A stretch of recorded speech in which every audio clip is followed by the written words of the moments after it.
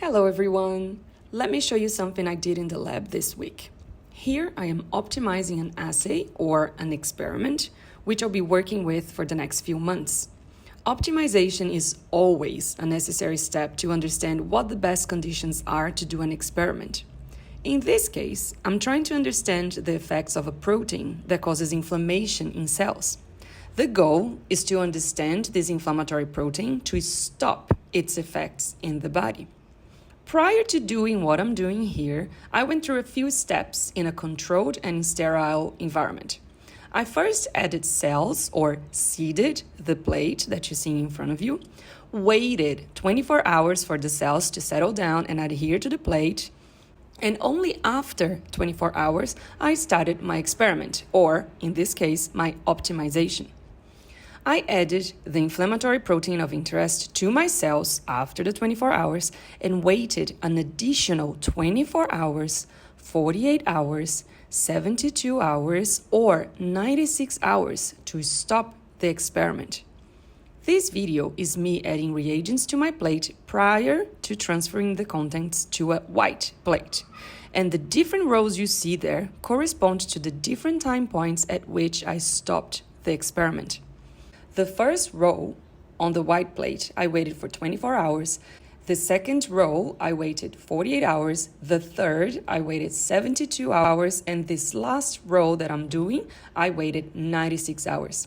As you can see, an entire week goes into an experiment, just waiting for the cells to do their thing so I can understand what the best time points for my experiment is. I'm now transferring the cells into a white plate, then calculated the amount of reagents I needed, mixed them together, then I added the reagents to my cells, which is just so satisfying to do. This yellow reagent is necessary for my measurements, and what I'm measuring here is the luminescence found in the yellow reagent that I added to the plate. Luminescence is simply light emission by a substance due to a chemical reaction, and that's why I need a white plate, because the light from the neighboring well or the neighboring circle that you see there can interfere with the measurement of each other. And I need to make sure that each well is read on its own without any interference.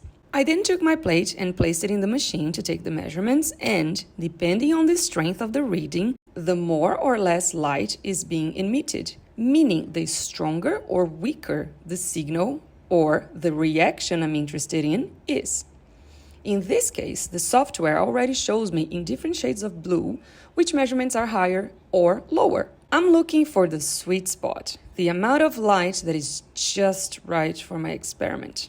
I then got the results and ran a statistical analysis, and I found out that it is best to wait for 48 hours before stopping the reaction and measuring the luminescence levels. And now I can actually start the real experiments. Only now I know I'm gonna wait 48 hours before taking measurements. Let me know what you think about this content and feel free to ask me any questions. I'll catch you later. Bye for now.